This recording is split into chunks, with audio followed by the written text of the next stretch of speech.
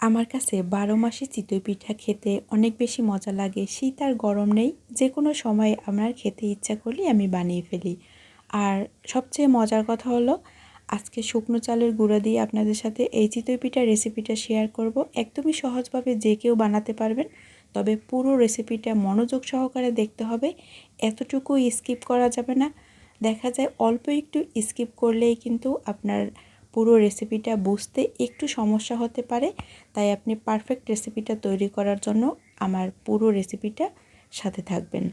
প্রথমেই এখানে আমি নিয়ে নেব 4 কাপ পরিমাণে শুকনো চালের গুঁড়া, তার সাথে দিয়ে দেব স্বাদমতো লবণ আর 2 চামচের মতো চিনি।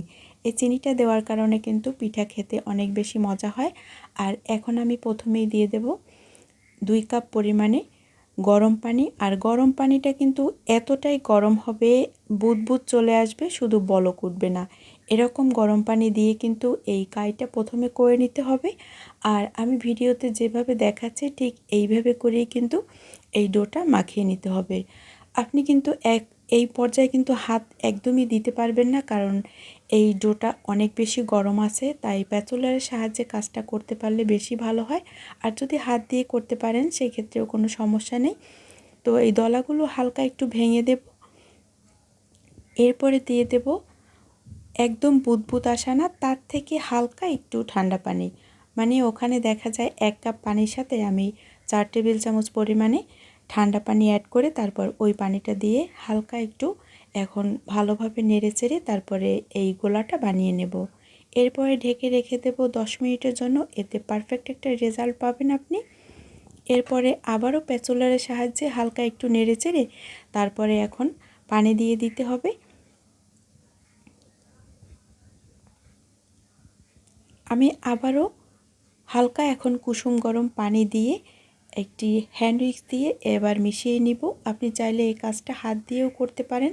দেখা যায় অনেক সময় হাত দিয়ে করতে গেলে হাত একদম ধরে আসে। আর এই ব্যাটারটা যত ভালোভাবে আপনি মাখিয়ে নেবেন আপনার পিঠা কিন্তু ততই জালিযুক্ত হবে।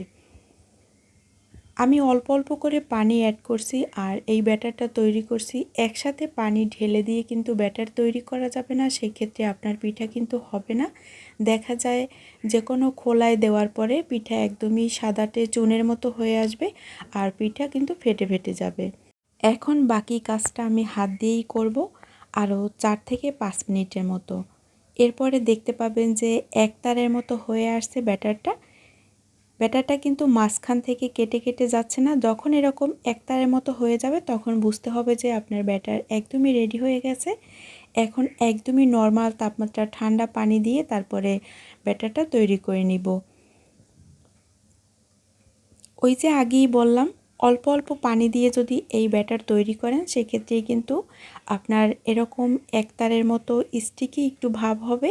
যখনই এরকম একতারের মতো একটু স্টিকি ভাব হবে তখনই আপনার পারফেক্ট ব্যাটার রেডি হয়ে যাবে।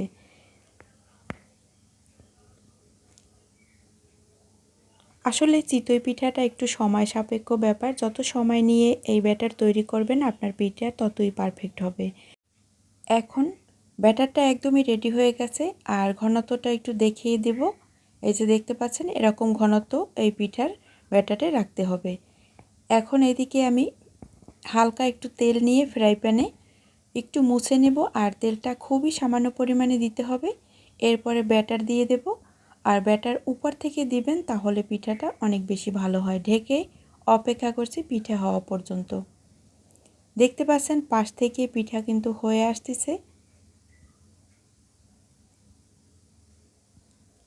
তো প্রথম পিঠা মাশাআল্লাহ অনেক বেশি সুন্দর হয়েছে। আশা করি পরের পিঠা আরও বেশি ভালো হবে। এই পিঠা গরুর মাংস সাথে খেতে অনেক বেশি মজা হয়। আর গরুর মাংস, মুরগির মাংস অথবা ডাল ভাজি যার সাথেই খান খেতে কিন্তু অনেক বেশি মজা হয়। যারা ভর্তার সাথে খেতে অনেক বেশি পছন্দ করেন তারা ভর্তার সাথে খাবেন। তবে আমার কাছে গরুর মাংসর সাথেই খেতে অনেক বেশি মজা লাগে।